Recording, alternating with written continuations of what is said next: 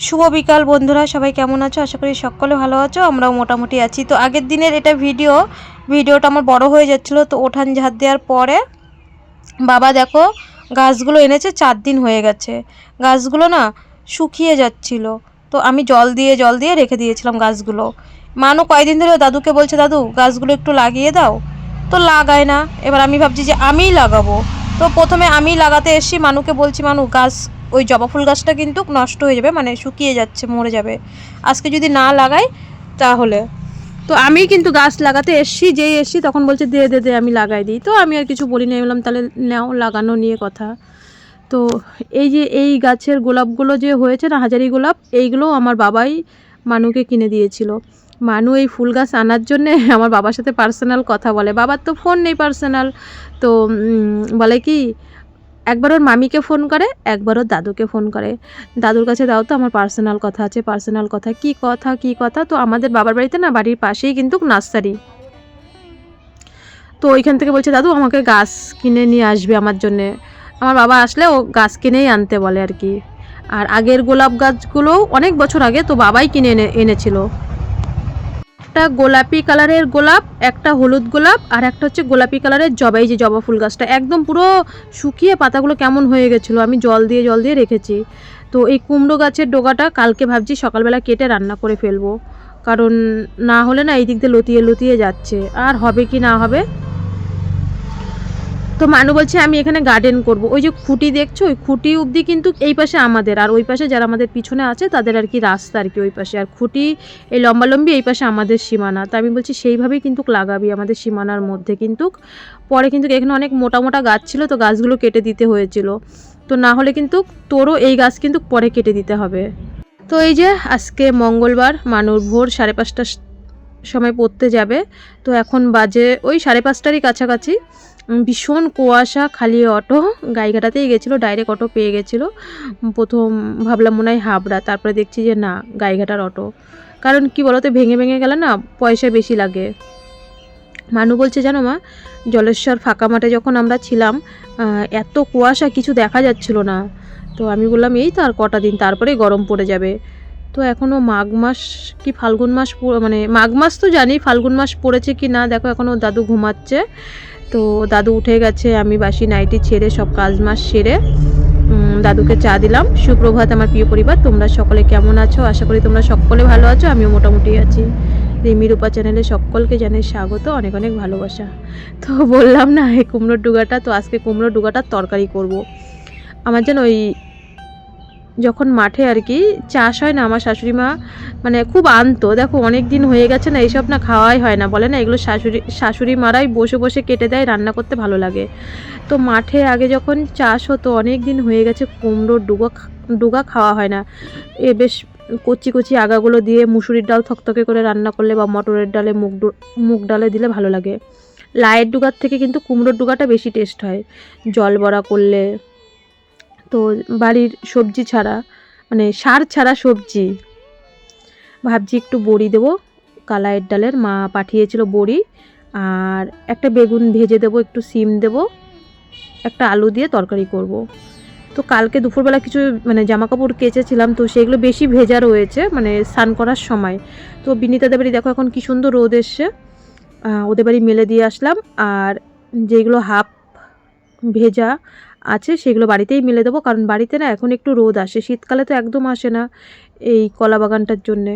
এখন একটু রোদ আসে, এখন বিনীতাদের বাড়ি অতটা মেলতে যেতে হয় না, মানে মোটা মোটা জিনিসগুলো ওদের বাড়ি দিই, নাহলে হালকা পাতলা জিনিস আমাদের বাড়িতেই এখন রোদ চলে আসে। তো দিনের সকালটা বেশ ভালোই ছিল, সুন্দরই ছিল। তারপরে যে সারাটা দিন যে এরকমভাবে কাটবে ভয়ানকভাবে, মানে বলে বোঝাতে পারবো না। আর যেটা ক্যামেরায় বলতে পারবো না সেটা না বলাই ভালো, মানে আমার বাড়ির ব্যাপারে না, তোমাদের চিন্তা নেই, তোমাদের রাজীব ভাই কোনো অশান্তি করেনি, এটা হচ্ছে আমাদের ওই বাড়ির মানে আর কি ইয়েতে। তো দিনের শুরুটা বেশ ভালোই ছিল। তো এখন বাজে প্রায় এই কটা 6:30 7টা, চা খেয়ে আমি কাটতে বসেছি, কারণ ভাবছি মানু আসার আগে না রান্নাবান্নাটা সেরে ফেলি। আজকে উনানে রান্না করব। কয়েকদিন ধরে দেখেছো পাতাগুলো আমি জমিয়ে রেখেছি, ওই পাতাগুলো দিয়ে আজকে রান্না করব। সবজিটা আর ভাতটা করে ফেললে অনেকটা গ্যাস কিন্তু কমবে। তো এদিকে আমি ভাতটা বসিয়ে এসেছি, আর এখানে ডোগা মানে সবজিগুলো কেটে নেব। তো ঠিক এই সময়ই ফোন এসে বদ্দামাকে প্রথমে ফোন করলো। তো তারপর থেকে না একটা চিন্তা চিন্তা চিন্তা, ধুনছি কাজ করছি, ধুনছি কাজ করছি, কাজও তো করতে হবে, মেয়েকে খেতেও দিতে হবে। আবার বেশি ফোন আসলেও আমার শ্বশুর রাগারাগি করে, মানে কেউ ফোন করলে আর কি, দেখো দরকারের ফোন তো মানুষের দরকারেই ফোনে কথা বলে, তাই না? দরকার ছাড়া কি কেউ ফোন করে? তো ভাত হয়ে গেছে, ভাতটা আমি রান্নাঘরে ধুয়ে এসেছি।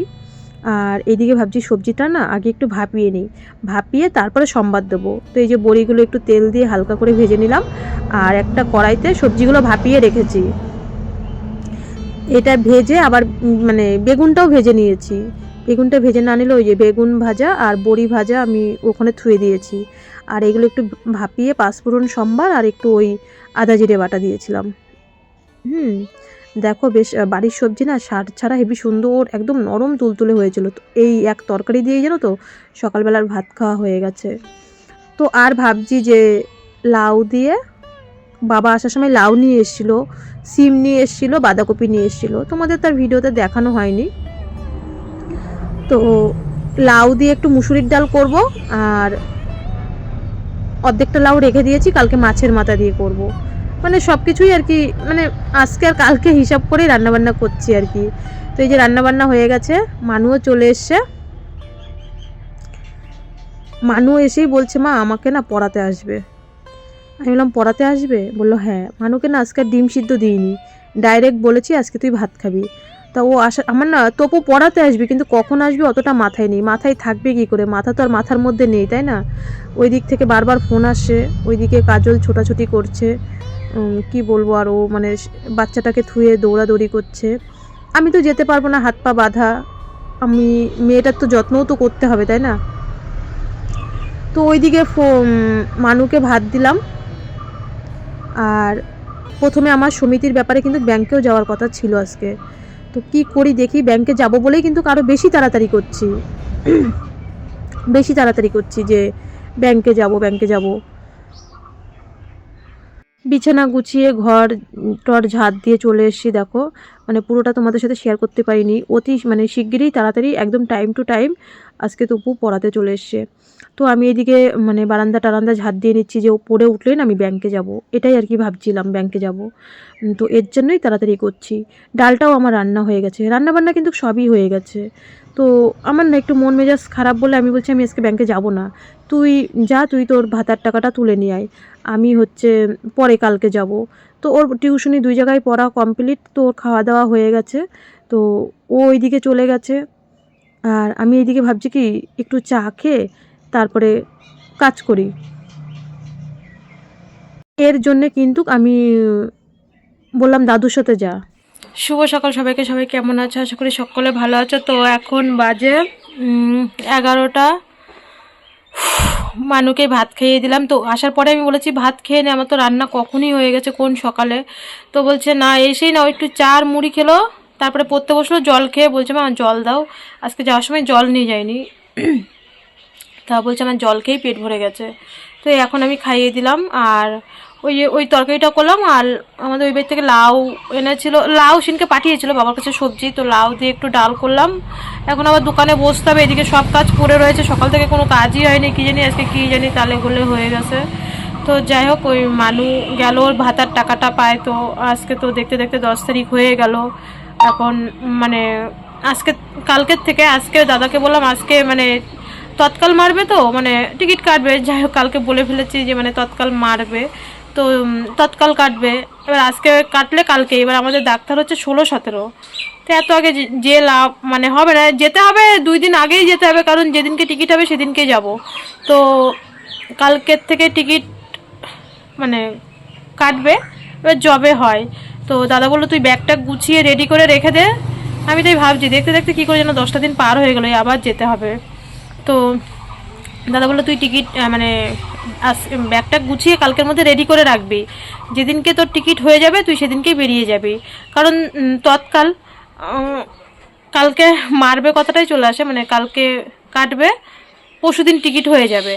তো এবার দাদা বললো 2 দিন আগেই যেতে হবে, কিছু করার নেই, এখন যবে হবে তবেই বেরিয়ে যেতে হবে। তো মানুকে বললাম যা, আমারও ব্যাংকের থেকে মানে এখন তো সবাই জানো যে এই সমিতিতেই আমরা লোন নিই, যার যার অ্যাকাউন্টে দিয়ে দেয়। তো আমারও বাজারে যাওয়ার দরকার ছিল, তো আমি বলছি কি থাক, আমি আজকে অ্যাকাউন্টেই তো টাকা দিয়ে দেবে, তো আমি ওখানে গিয়ে তো পরে মানে ওষুধ মষুধ যখন কিনবো তখন তো টাকা লাগবে। তো আমি বলছি থাক তাহলে আমি তুই এখন দাদুর সাথে যা, নাহলে আমারই বাজারে যাওয়ার কথা ছিল। তাই আমি বললাম তুই দাদুর সাথে গিয়ে টাকাটা তুলে নিয়ে এই মাসের টাকাটা আমারও, আর আমি হচ্ছে আজকে না গেলেও আমার কালকে হবে, এর জন্য আমি আর এখন গেলাম না। আমি যে দোকানের দিকে রয়েছি, তো এর জন্যই ও দাদুর সাথেই পাঠিয়েছি, না আমাকেই বলছিল যেতে। আমিও কটা ভাত খেয়ে নিলাম, কালকে রাত্রে খাইনি। হাস, এখন কটা খেয়ে নিলাম। কলপারে বাসন টাসন রয়েছে, জামা কাপড় রয়েছে, রান্নাঘর লেপবো, সব কিছু এখন করবো আর কি। তো ভিডিওটা কন্টিনিউ দেখতে থাকো, আশা করি ভালো লাগবে, কত দূর করতে পারবো যাই হোক। তো তোমাদের সাথে 11টায় কথা বলে 12টা, 1টা, 2টো, 3টে, এখন বাজে প্রায় 3:30 বাজে। মাঝখানে কিন্তু 4.5 ঘন্টা কোনো ভিডিও করিনি, তোমাদের সাথে শেয়ার করতে পারিনি। কারণ ওই যে বললাম না, আজকে আমার উপর দিয়ে আর আমার বড়দার উপর দিয়ে যে কী একটা ঝড় গেছে, সেটা মানে আমরা দুই ভাই বোনই জানি কী পরিস্থিতি গেছে। তো তবু ঝড়টা তো মেটেনি, কিছু করার নেই, কাজ তো করতেই হবে। আর মানে ঝড় তুফান, ঝড় বৃষ্টি যাই হয়ে যাক, এটা আমার একটা প্ল্যাটফর্মের জায়গা, তোমরা ভালোবাসো। তোমরাও চিন্তা করবে কেন রূপাদি হঠাৎ করে ভিডিও দিল না, আবার তোমরা সবাই মেসেজ করবে। তো অনেক যারা আমাকে ভালোবাসো তারা বলেছো যে এই প্ল্যাটফর্মটার থেকে আমি 2 টাকা হলেও পাই, তো সেই জায়গাটাই কিন্তু আমার দাম দিতে হবে, তাই না? তো তোমাদের সাথে খুলে বলতে পারলাম না, কারণ ভাবলাম যে না, এবার আমার ভিডিও করতে হবে, যেটুকু পারবো তোমাদের সাথে শেয়ার করব।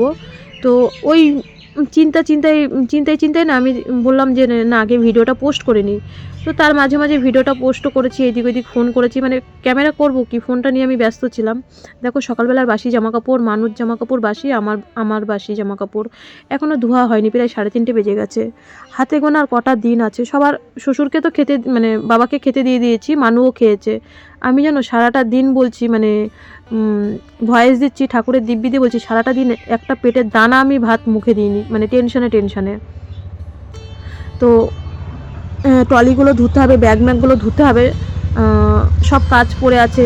আর তো হাতে গোনা, আজকে তো 10 তারিখ হয়েই গেছে, 11 তারিখের থেকে টিকিট করবে। আমার হাতে টাইম আছে, যদি আগে হয়ে যায় আগেই চলে যাব, আর না হলে 16 তারিখে তো আমার ডাক্তার, 16 আর 17।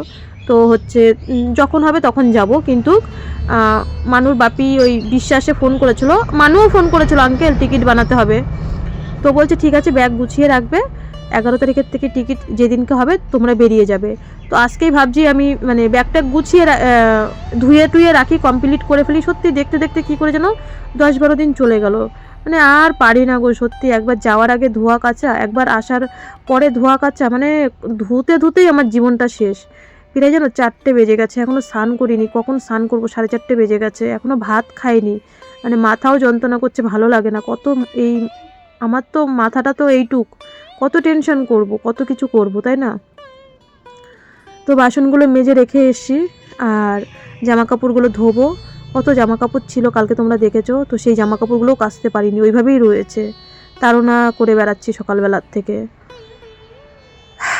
তো ট্রলিটা ধুলেই আমার হয়ে যাবে, আর জামা কাপড়গুলো কাচবো, তারপরে স্নান করে নিই। ভিডিওটা পোস্ট হয়ে গেছে, মানে ভিডিও আপলোডে বসিয়েই কিন্তু আমি কাজ করছি, যে কিছু করার নেই, ভিডিওটা পোস্ট করতেই হবে, হাজার চিন্তা ভাবনা যাই থাক। তো আজকে মানে আমি যে ভেলুরে যাব, সব ব্যাগগুলো কাচা হয়ে গেছে, আর জামা কাপড়গুলো রয়েছে কালকে কাচবো। মানে ওই 2টো বিছানার চাদরই শুধু কাচতে বাকি আছে, ভেলুরে যেগুলো নিয়ে যাব। তাছাড়া তো ঘরে তো মানে নতুন জামা কাপড় তো এসেই কাচি যখনই ভেলুরের থেকে আসি, আর কিছু অতটা কাচার মতন কিছু নেই আর কি। তো প্রায় স্নান করতে করতে জানো না আমার 4:30-5টা বেজে গেছে। তারপরে আর কি একবারে স্নান করে তারপরে সন্ধেবাতি দিয়েছি। তো ওইদিকে মানু সন্ধে টন্ধে দেওয়ার পরে মানু তো পড়তে বসে গেছে, আর আমি আজকে বিকালবেলা জানো চাও পর্যন্ত খাইনি। প্রত্যেক দিন আমি না ওই ভিডিও পোস্ট করে 5টা 5:30টার দিকে বা সন্ধে দেওয়ার আগে আমি কিন্তু একবার চা খাই, বা মানু আমাকে সময়তে না চা করে দেয় কিন্তু। তো এখানে আমি যখন মানে এখানে কাচাকুচি করছিলাম, তখন দিদি না ফোন করেছিল যে কী রে, সমস্যাটা কি মিটেছে রে? আমি বলছি না রে, আর ভালো লাগছে না কিছু সকালবেলাতে। বলছে অত টেনশন করিস না, টেনশন করলে মেয়েটাকে বাঁচাবি কী করে? তোর মেয়েটার দিকে আগে দেখতে হবে, এত কষ্ট করে মেয়েটাকে মানুষ করছিস, প্লাস ট্রিটমেন্ট করছিস, মেয়েটার দিকে দেখ। ওই দিকে যা হয়ে যাক, যেই দিকে ঝড় বৃষ্টি তুফান হয়ে যাক, নিজের নির্দিষ্ট সীমানাটা আর কি ঠিকঠাক রাখবি বা রাখার চেষ্টা করবি, সেটাই করি। তো কি করব, দেখো স্নান করে মাথাও আশ্রাইনি, সিঁদুরও পরিনি। কোনো একদিন মানে সময় হলে ঠিক বলবো কি তাড়না কি ব্যাপার ছিল। তো যাই হোক, মানু তো আমার সাথে একটু আর কি ইয়ে করছে, ওকে দুধ দিলাম। সত্যিই তো ওকে তো যত্ন করতে হবে, 2-3 দিন ধরে ওই তাড়না করে করে ওকে ফল টলও দেওয়া হয় না, জানো না। তাই তো ওকে দুধ গরম করে দিলাম, ওর দাদুকে চা দিয়ে আসলাম। আবার রাতে রান্না রয়েছে, সেই মানুকে আজকে ঠান্ডা বাতি দিয়েছি, মানে গরম করে দিয়েছি। দুপুরের ওই ডাল আর নিরামিষ তরকারি। রাত্রিবেলা কি রান্না করব, শ্বশুর আজকে হাটবার ছিল, একটু বাজারও করেনি। আমি বললাম একটু মাছ আনো, তাহলে রাত্রিবেলা রান্না করি, আনেও নি। তো কি রান্না করব, তো ভাবছি, মানু বললো তাহলে সোয়াবিন করো। মানু আবার ডিম খেতে চায় না, সকালবেলা ডিম খায় না, বলে কি কত ভালো লাগে ডিম, তো ও আর ডিম খায় না। তো তোমরা আর কি বলো না, এই ঘরটা দেখাও, এই ঘরটা দেখাও, এই দেখো এই ঘরটায় শুধু আমার মাত্র ওই আলনায় আর কি, আমার বিয়ের আলনাটার মধ্যে শুধু আমার জামা কাপড়গুলো রাখি। এই ঘরে আমার জামা কাপড় রাখি না, এই ঘরে শুধু মানুষ জামা কাপড় রাখি, আর আমারগুলো ওই পাশে রাখি। আর ওর বাপি আসলে যখন আর কি বাড়িতে আসে, তখন ওর বাপির জামা কাপড় থাকে। তো এদিকে জামা কাপড় গোছানো কমপ্লিট, মানু পড়ছে, পড়ারও তো চাপ, ভেলোরে চলে যাব। কালকে আবার মাস্টারমশাইরা আসবে। তো আমি বললাম তুই বাবা পড়, তোর আর অন্যদিকে মন দিতে হবে না, তুই শুধু পড়াশোনা কর। তো এই যে সোয়াবিনের তরকারি করলাম, ডাল আছে দুপুরের, ডালটা গরম করলাম, গরম ভাত করলাম, আর সোয়াবিনের তরকারি করলাম। তো এটাই হচ্ছে আমাদের রাত্রিবেলা খাবার। ওর দাদুকে ভাতটা দিয়ে এসে পরে আমি বসবো, আর মানুকে আগেই দিয়ে দিয়েছিলাম ভাত। তো বন্ধুরা, আজকের ভিডিওটা এখানেই শেষ করছি। সবাই ভালো থেকো, সুস্থ থেকো। জানি আজকে ভিডিওটা খুবই ছোট হয়ে গেল, সেরকম একটা মানে গুছিয়ে ভিডিও দিতে পারিনি, পরিস্থিতিতে বলতেও পারবো না, সইতেও পারবো না। তো এই হচ্ছে কথা। তো সবাই ভালো থেকো, সুস্থ থেকো। দেখা হচ্ছে আগামী পর্বে ঠিক 5টায়। আর সত্যিই তোমরা এটা ঠিকই বলেছো যে তুমি তোমার জায়গাটা ঠিক রাখবে, এই জায়গাটা যাই হয়ে যাক ভিডিও দেবে। তো ছোট বড় যেরকমই পারি তোমাদের কাছে ভিডিও প্রত্যেক দিন দেওয়ার চেষ্টা করব, যতক্ষণ না আমার শরীর খারাপ থাকবে। মন খারাপ থাকলেও ভিডিও দেব, শরীর ভালো থাকলে।